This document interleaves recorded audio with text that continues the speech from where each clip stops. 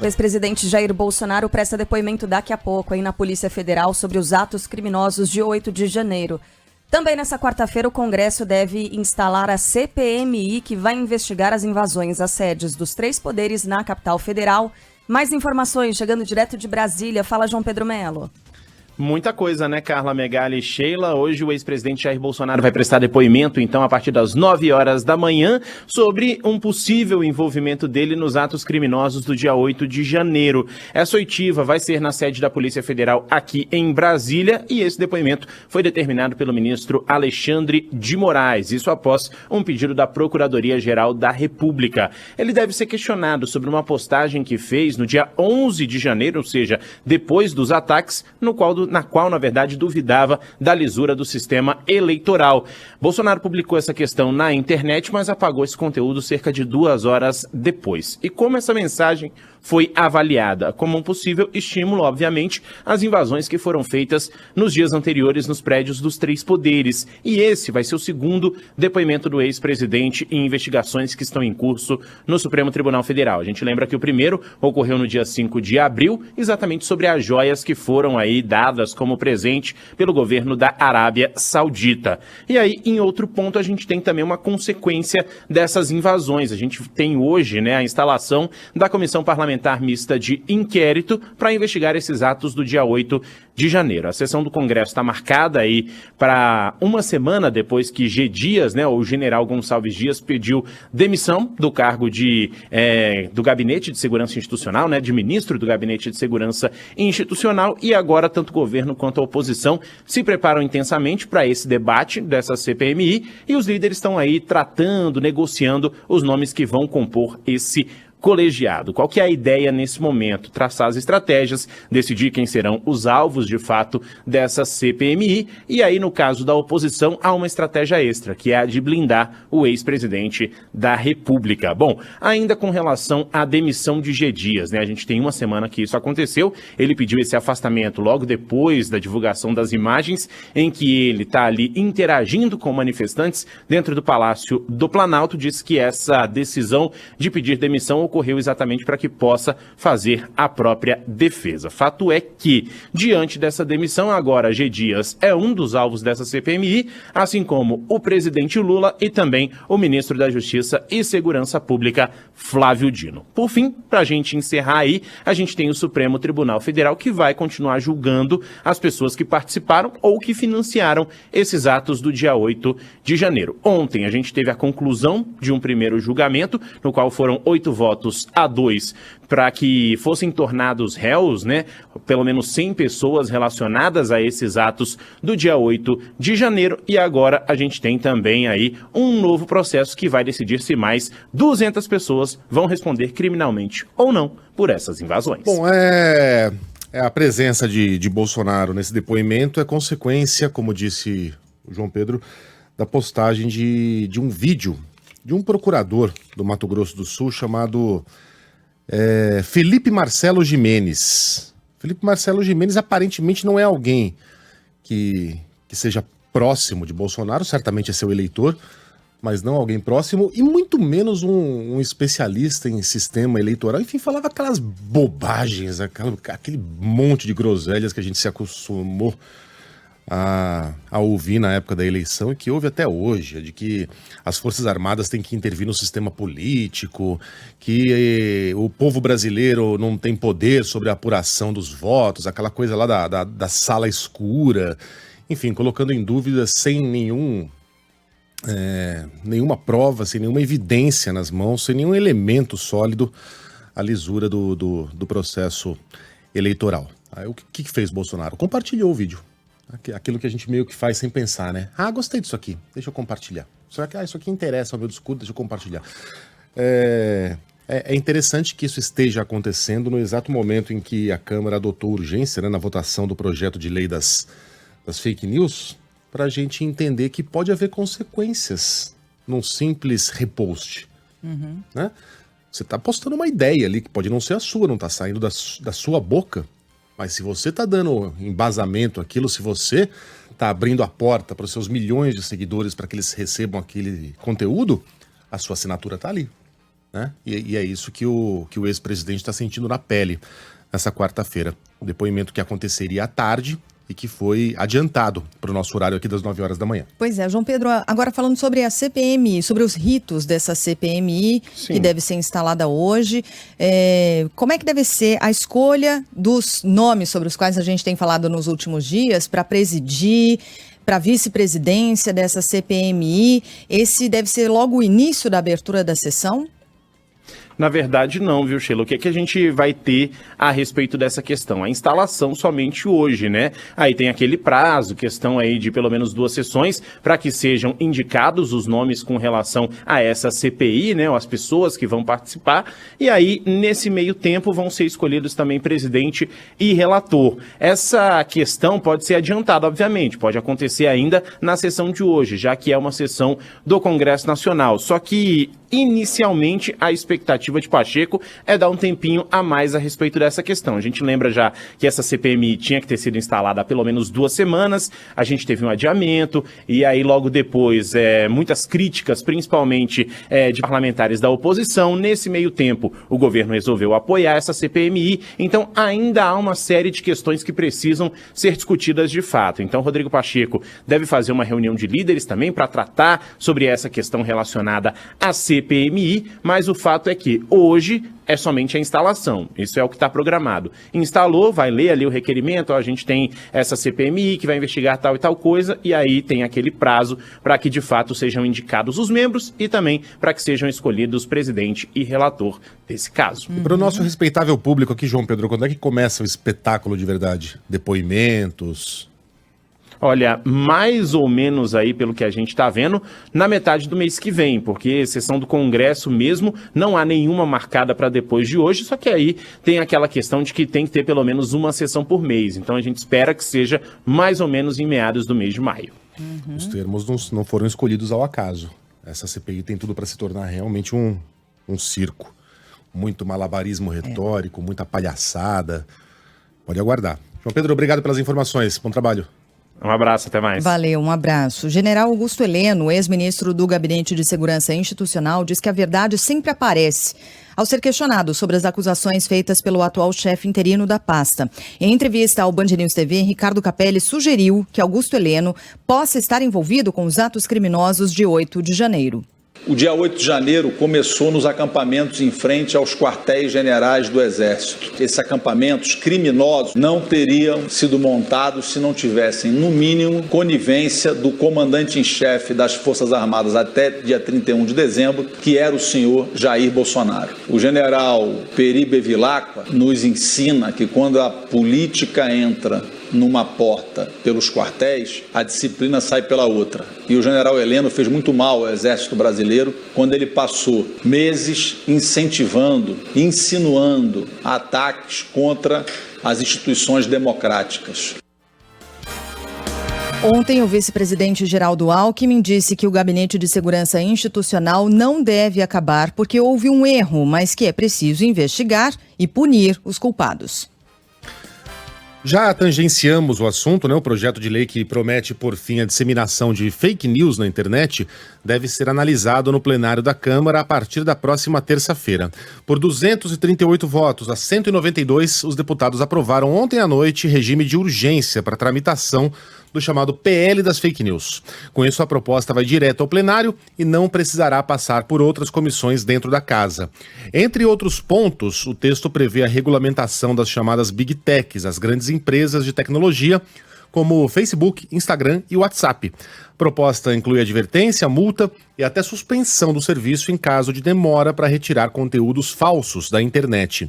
O relator do texto na Câmara, deputado Orlando Silva, apresentou ontem a última versão do parecer. É muito importante nós termos uma regra para garantir a liberdade de expressão de todos na internet.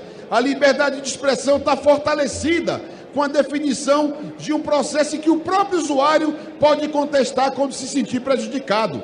É necessário mudar o regime de responsabilidade dessas plataformas e ter mais transparência. O presidente do Tribunal Superior Eleitoral, Alexandre de Moraes, também mostrou preocupação. O ministro entregou pessoalmente ao Senado uma série de sugestões para diminuir o alcance das notícias falsas em ano eleitoral. Uma delas é responsabilização das empresas por mensagens distribuídas artificialmente, inautênticas e pagas, como explica o senador Ângelo Coronel. A partir do momento que a plataforma recebe para impulsionar uma postagem, evidentemente ela passa a ser corresponsável. Então essa é uma das mudanças que eu acredito que será validada pela Câmara e torço também que seja validada pelo Senado.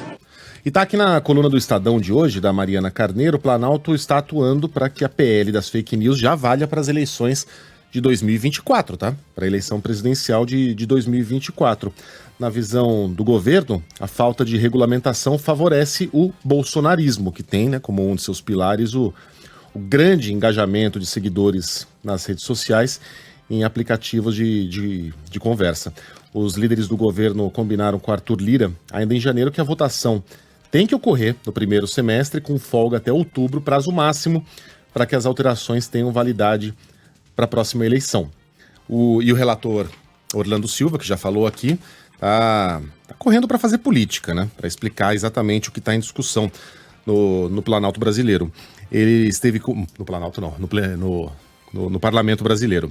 Ele se reuniu ontem com representantes da Frente Parlamentar Evangélica e disse que esse é um projeto que protege a liberdade religiosa. Os parlamentares evangélicos, no entanto, querem que o texto seja explícito e assegure na redação o, aspas, livre exercício dos cultos religiosos. Só um detalhe sobre essa votação de ontem, mesmo com o acordo, deputados da oposição tentaram atrapalhar essa votação, né? E aí eles não registraram presença no sistema de informática ali da Câmara.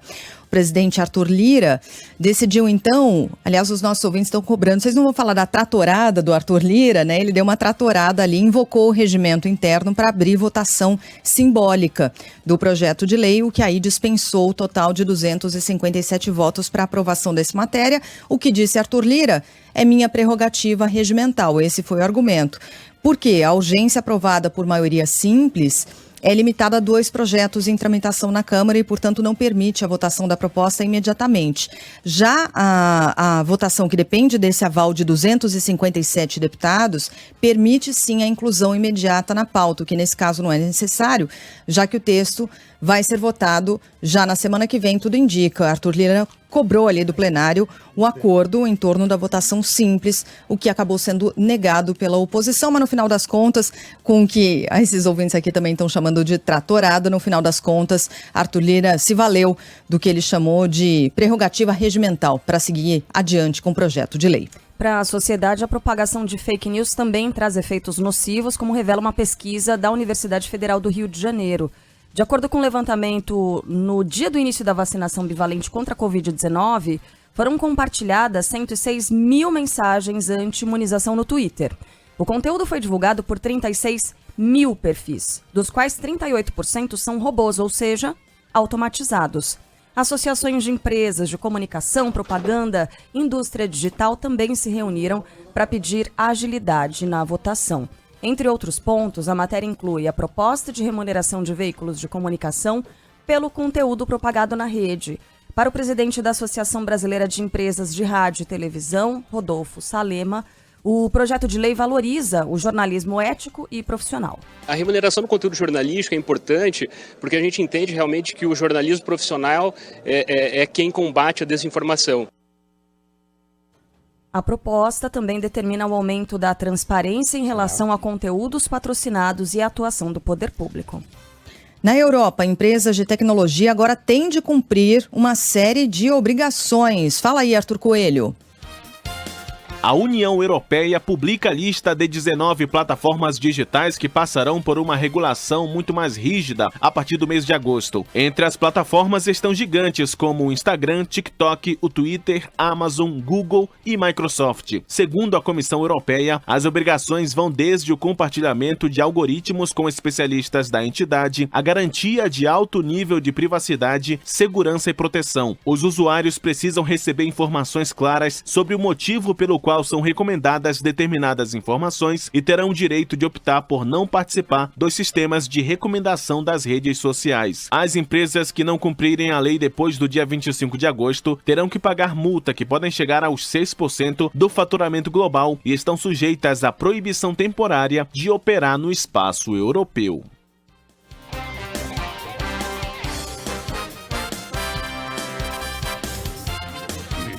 do Palácio para conversarmos, então eu sou eternamente grato. Nesse exato momento, a gente ouve a fala do presidente brasileiro, o presidente Lula, que saiu de Portugal e já está na Espanha. Ele foi recebido pelo primeiro-ministro da Espanha, Pedro Sánchez, em Madrid, e nesse momento ele fala justamente ao lado do primeiro-ministro. Vamos ouvir um trechinho da fala de Lula. O Brasil votou porque eu acho que nós estávamos com saudade do mundo e o mundo estava com saudade do Brasil. O Brasil ficou praticamente 6 anos isolado dos demais países. A gente não tinha relação com a América do Sul, não tinha relação com a Europa, não tinha relação com a Ásia e não tinha relação com a África. Aliás, eu aprendi na minha vida política que para um país ter relação com a África, o presidente daquele país não pode pensar apenas com a cabeça. Ele tem que ter um pouco de coração. Porque normalmente a gente olha para a África e sente de que a África só é pobreza. A gente não consegue entender que aquele continente já foi totalmente livre. Aquele continente já foi autossuficiente dos alimentos que eles comiam. Eles já foram autossuficientes em tudo que eles precisavam. Na verdade, a colonização é que deixou eles dependentes. Por isso que quando nós tivemos a primeira reunião do G20, eu disse que se o mundo desenvolvido estava com um problema de consumidores, era importante que a gente utilizasse um pouco do dinheiro para ajudar no desenvolvimento da África, até para que a gente pudesse fazer com que surgissem novos consumidores para os produtos produzidos nos países ricos. Nossa redação está acompanhando a fala do presidente na Espanha. Agora há pouco, o Lula falava mais uma vez a respeito daquelas vaias que recebeu ontem no parlamento português. E eu recomendo aqui a leitura do texto de ontem na Folha de São Paulo do João Pereira Coutinho. João Pereira Coutinho é um grande articulista português, né? Mora em Portugal, portanto não é necessário explicar que ele entende bastante daquele país, e ele explica nesse texto por que foi uma péssima ideia convidar Lula para discursar exatamente no dia 25 de abril no parlamento português, e porque, já que os portugueses tiveram essa má ideia, o Itamaraty deveria ter educadamente declinado do convite. Aliás, ele escreveu esse texto antes das vaias, né? Elas foram publicadas na madrugada de ontem, já avisando do que poderia acontecer. Começa o texto assim: Lula discursa hoje, dia 25, no parlamento português. Foi ontem. Formalmente será antes da cerimônia oficial que marca os 49 anos do golpe militar, que pôs fim à ditadura do Estado Novo, papapá. As coisas podem correr bem. Espero que sim. Se não correrem e se a direita populista resolver fazer o seu número de circo em pleno parlamento, foi o que aconteceu, haverá responsáveis pela mancha para além dos populistas. Não é Lula, por maiores que sejam os seus defeitos. Os responsáveis são aqueles que não mediram muito bem a adequação do convite. E aí ele explica aqui que o 25 de abril é uma das datas, obviamente, mais importantes, né? O Dia da Liberdade em Portugal, quando foi derrubada a ditadura por meio da Revolução dos Cravos e coisa e tal, mas é que é uma data muito tensa na relação entre esquerda e direita, especialmente a direita radical do país. Então é uma data em que os sectários portugueses ficam mais, digamos, assanhados nos seus protestos. E Lula é um personagem importante, mas está longe de ser uma unanimidade, né? E aí deu no que deu. Você convidar o presidente brasileiro para fazer um discurso nesse momento, exatamente nesse dia, com os ânimos à flor da pele, era de se imaginar que algo assim aconteceria. O Coutinho avisou e aconteceu. A diferença que faz você ter um Itamaraty, um assessor para assuntos internacionais ligado, né, nos acontecimentos e na história. Houvesse sido consultado, o articulista da Folha diria: melhor não. Melhor marcar para amanhã, ou melhor que seja feito um discurso não dentro do parlamento. A Folha é só para assinantes, né? Mas espero que o Coutinho não fique chateado comigo, eu publiquei aqui o texto, um print do texto Só isso. no meu Twitter, tá? @LMegali. E leiam João Pereira Coutinho, porque ele é fantástico mesmo. Bem, a ex-primeira-dama Michele Bolsonaro muda a versão sobre o caso das joias presenteadas pelo governo da Arábia Saudita. À imprensa, ela reconheceu que um dos pacotes foi entregue no Palácio da Alvorada, onde morava com o então presidente Jair Bolsonaro. A questão é que, desde a revelação do escândalo, Michele sempre ressaltou que não sabia da existência das joias. Nessa nova versão, a ex-primeira-dama disse que não sabia da existência do kit feminino, aquele avaliado em 16 milhões de reais e que foi apreendido pela Receita Federal. Essas joias que chegaram no Alvorada foram joias masculinas. Então estou me associando ao primeiro caso quando eu falei que eu não sabia, não sei mesmo. Tanto que essas joias continuam apreendidas e essa do Alvorada está na Caixa Econômica Federal. O que eu tenho a ver com isso?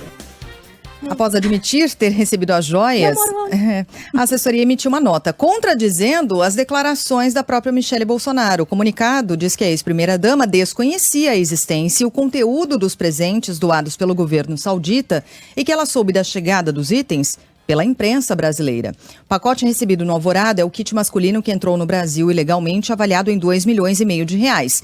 Itens que incluem um relógio suíço, uma caneta, um anel, um par de abotoaduras e uma espécie de rosário, todos em ouro cravejado de diamantes. O kit foi trazido pelo então chefe de Minas e Energia Bento Albuquerque na mala de viagem, mas não foi declarado na Receita Federal. Ontem, o ex-ministro passou de testemunha a investigado pela Polícia Federal nesse caso. Se puderem, vejam a íntegra da entrevista da Michele, em que ela vai ter que treinar bastante, fazer muito media training se quiser algum dia ganhar um Oscar de melhor atriz, porque foi muito mal ensaiado o discurso ali, em que ela tentava dar um ar meio de ligeireza, de como se estivesse falando de um assunto desimportante, Sheila. Ué, mas as joias estavam lá no Alvorada. Tá, mas a senhora sabia? Onde é que eu moro, gente? Mas sabia? Ah, não. Vocês estão confundindo. Como se os repórteres estivessem fazendo perguntas confusas, esquisitas. Estranho tudo isso. E que tudo fosse tão natural. Não, mas gente, como assim? Ocorre que a Michele disse que não sabia dessas joias. Ocorre que Bolsonaro, no momento em que esse escândalo foi revelado pelo Estado de São Paulo, lá no CEPAC, né, o evento da direita americana, disse que estava sendo crucificado por um presente que ele nunca havia recebido. Recebeu! Eu não sei nem que joias são essas. Sabia! Isso ficou provado. Estão lá as digitais do presidente, agora também da primeira-dama. Lembra quando tentaram vender pra gente a história de que a Michele não sabia de nada, com uma narrativa do tipo assim, esse Jair é trapalhão mesmo, né? É o homem do povo, ele pegou lá, achou que era dele. A Michele nem sabia de... Tá braba, Michele. Tá nada. Também tinha conhecimento de tudo que estava acontecendo. E agora tentam dar esse ar aí de naturalidade à coisa. Olha, bom, é difícil, né? Como é que você explica o inexplicável? Como é que você tenta convencer alguém de que aquilo que ele está enxergando com os próprios olhos não é aquilo que ele está vendo? É como você ser filmado saindo de um orfanato com um saco de dinheiro numa mão e uma arma na outra mão, aí você olha pro lado e tem uma câmera. Aí você tem duas alternativas. Ou você fala, me pegaram. Tava eu roubando aqui o cofre do orfanato. Ou você inventa uma desculpa esfarrapada. E aí você vai passar vergonha. Ah, não, sabe o que é? É que o orfanato vai mudar, ele vai para uma outra sede. Então eu tô começando a fazer mudança pelo dinheiro, que tem muita moeda, é pesado. Tô ajudando, tô fazendo bem. Qual é? Nesse instante, o presidente, o ex-presidente e a ex-primeira-dama estão com um saco de dinheiro do orfanato na mão, uma arma na outra mão, dizendo que estavam fazendo a mudança. Acredite quem quiser. Né? As evidências estão todas aí e esse caso não acaba na negação e nas mudanças de discurso de Bento Albuquerque, Bolsonaro e Michele. Ainda tem muita água para correr por baixo dessa ponte. A economia é o tema do segundo fórum que abre as comemorações dos 18 anos da Rádio Band News FM. Fala, Thiago Moniz. O debate em torno da taxa básica de juros e sobre a nova regra fiscal marcaram o Fórum Economia Especial dos 18 anos da Band News FM. O evento, realizado na sede do Grupo Bandeirantes em São Paulo nesta terça-feira, abordou os principais temas de interesse da sociedade e também do mercado. A primeira mesa de discussão tratou das perspectivas e desafios da economia do país, buscando projetar o futuro do Brasil. Já a segunda parte do encontro tratou dos gargalos, investimentos e projetos em infraestrutura. O debate, inevitavelmente, tratou de uma questão que vem sendo abordada há meses: o patamar da taxa Selic estabelecido pelo Banco Central. Presente no Fórum Economia da Band News FM, o secretário de Política Econômica do Ministério da Fazenda não partiu para o embate, mas colocou a posição do governo. Guilherme Mello afirmou que já há condições para discutir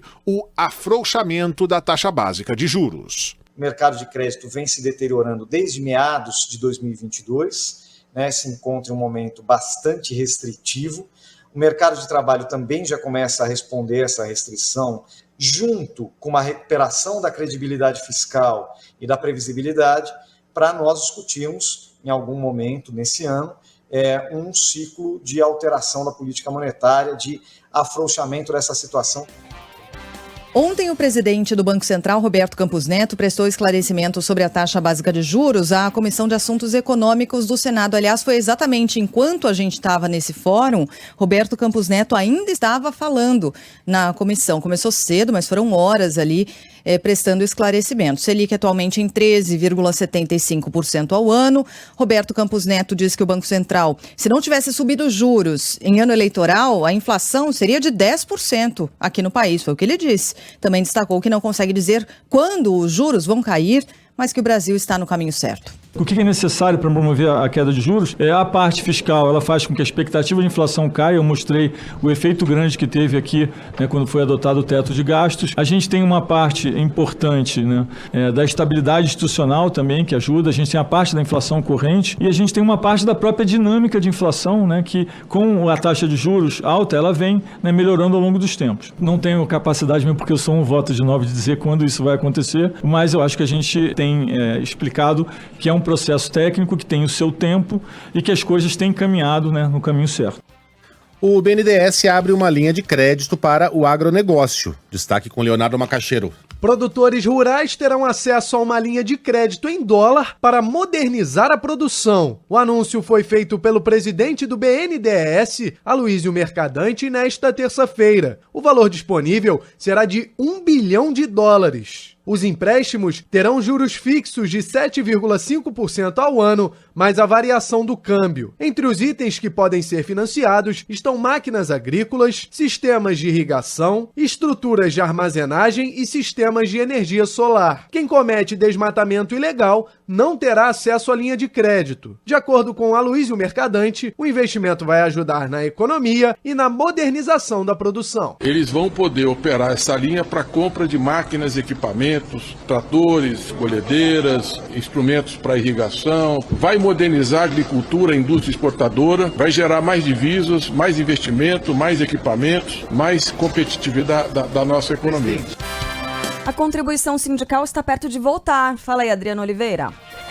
O ministro do Supremo Tribunal Federal, Dias Toffoli, antecipou o voto no julgamento sobre a cobrança de contribuição assistencial a sindicatos. No entendimento, a cobrança pode ser aplicada a trabalhadores não sindicalizados com garantia do direito de oposição. Quem também resolveu antecipar o voto foi o ministro Edson Fachin, que seguiu no plenário virtual o mesmo entendimento dos outros 5 ministros que aprovam a ação. A contribuição à assistência é aquela que financia as negociações coletivas realizadas pelos sindicatos, diferente das contribuições sindicais, que custeiam as atividades dos sindicatos. O julgamento foi interrompido na última sexta-feira devido a um pedido de vista feito pelo ministro Alexandre de Moraes. Pelo regimento, ele tem 90 dias para devolver o processo. Oh, que beleza, hein? Quer dizer que há uma mudança de entendimento na questão da cobrança da taxa sindical? Por quê? O que aconteceu nesse meio tempo aí que fez com que corações e mentes passassem a enxergar essa questão de uma forma diferente.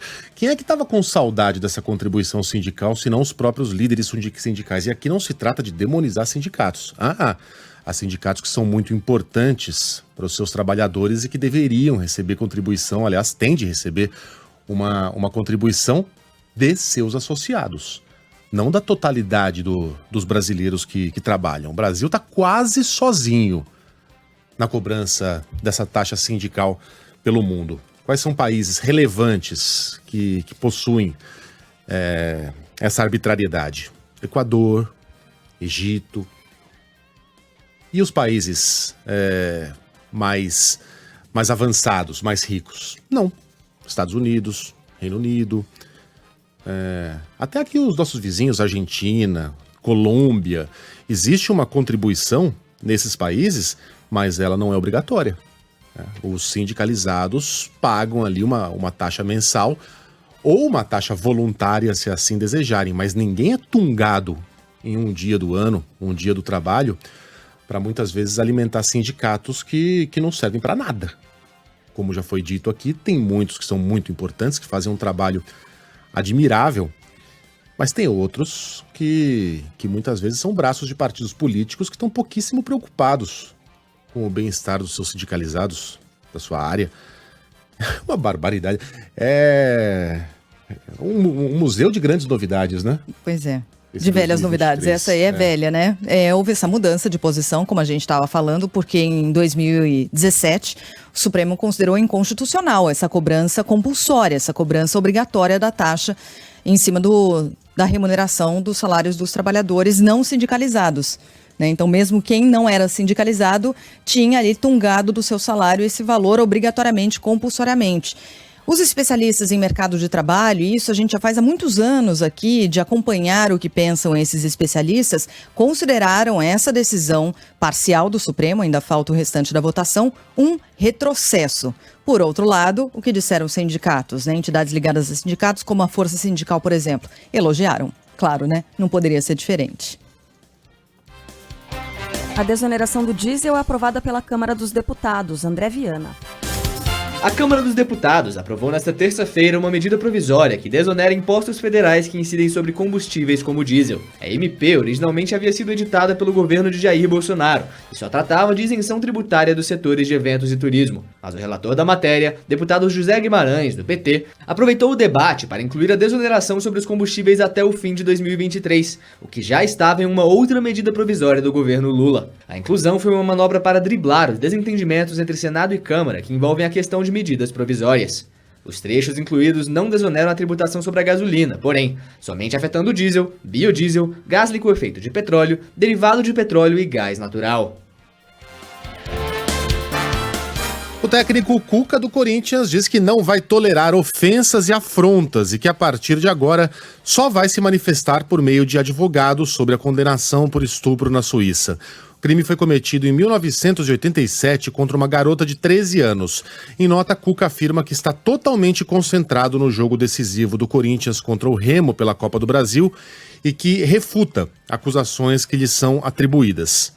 Ontem, em entrevista, lamentável, porque ele não recua. Ele não recua, porque houve um crime. E houve condenação. Houve um crime, houve condenação. Cuca não é inocente, Cuca é culpado. Ele estuprou essa garota? Não sabemos. Ele acobertou os estupradores? Sim. Se ele não for um deles? Sim. A resposta é sim. Cuca não deve mais nada à justiça. O caso prescreveu, ele não cumpriu um dia dessa sentença. O Brasil não extradita os seus. Ele não deve nada à justiça brasileira. O que se pede aqui é que Lula pague uma dívida com a Cuca. Pague a dívida com a sociedade brasileira, algo que ele pode fazer com muita facilidade. Eu, com 23 anos, cometi uma besteira, me arrependo até hoje, tenho filhas, tenho irmãs, sinto vergonha daquilo que eu mais jovem fiz. Hoje sou outra pessoa, me coloco aqui à disposição, inclusive, para conversar com os jogadores mais jovens, para orientá-los na carreira, para que não cometa as mesmas bobagens que cometi na minha juventude. Me arrependo muito e peço desculpas àquela garota, à família daquela garota, aos meus companheiros, aos torcedores do Grêmio, aos torcedores do Corinthians, ao país. É só isso que se pede de Cuca. Só isso. Mas ele se recusa a fazê-lo. Ontem, em entrevista ao Portal UOL, o advogado Willy Egloff, que acompanhou a vítima no processo, disse que o treinador brasileiro, ao contrário do que diz Cuca, foi sim reconhecido por ela como um dos estupradores. Então temos esse reconhecimento, há vestígios do sêmen de Cuca detectado no corpo dessa então criança, hoje uma adulta, e mesmo assim o técnico do Corinthians se fecha em copas e diz que não deve nada de explicação e que agora vai se pronunciar por meio dos advogados. É vergonhoso. É vergonhoso que a gente veja isso acontecendo dentro dos muros do time mais identificado com as mulheres aqui no Brasil. Um time que tem uma campanha chamada Respeita as Minas, desrespeitando as minas a cada segundo que se prolonga essa palhaçada. Só lembrando que hoje tem transmissão de Corinthians e Remo a partir das 9 horas da noite para os ouvintes de São Paulo, Brasília, Belo Horizonte, Vitória, Salvador, João Pessoa, Curitiba, Porto Alegre, Goiânia e Manaus. São Paulo, Fluminense, Atlético Paranaense e Cruzeiro estão nas oitavas de final da Copa do Brasil. Fala Maurício Ferreira. Mais 8 classificados às oitavas de final da Copa do Brasil serão definidos hoje com os jogos de volta da terceira fase. Às 7 da noite, o Santos recebe o Botafogo de São Paulo na Vila Belmiro com a vantagem dos 2-0 no duelo de ida, enquanto o Sport e Curitiba se enfrentam na Ilha do Retiro após o empate por 3-3 no primeiro encontro. Às 7h30 da noite, o Fortaleza visita o Águia de Marabá no Pará com a vaga bem encaminhada pela goleada por 6-1 na ida. Já o Atlético Mineiro enfrenta o Brasil de Pelotas no sul do país, jogando pelo empate já que venceu por 2-1 em BH. Às 8 da noite, em Uberlândia, Tombense e Palmeiras se enfrentam no Parque do Sabiá com o time de Abel Ferreira na frente pela vitória por 4-2 em São Paulo. Já às 9h30 da noite, dois gigantes precisam reverter as derrotas de 2-0 sofridas fora de casa. O Corinthians enfrenta o Remo na Neoquímica Arena e o Flamengo recebe o Maringá no Maracanã. Ontem, Cruzeiro, Fluminense, São Paulo e Atlético Paranaense já garantiram vaga nas oitavas de final da Copa do Brasil. Futebol, com Milton Neves. Oferecimento Sicredi. Conheça a primeira instituição financeira cooperativa do Brasil. Sicredi, gente que coopera, cresce. Tintas Souvenir, a marca mais tradicional e querida do Brasil. E Hotel Terras Altas, lazer, diversão e gastronomia, pertinho de você.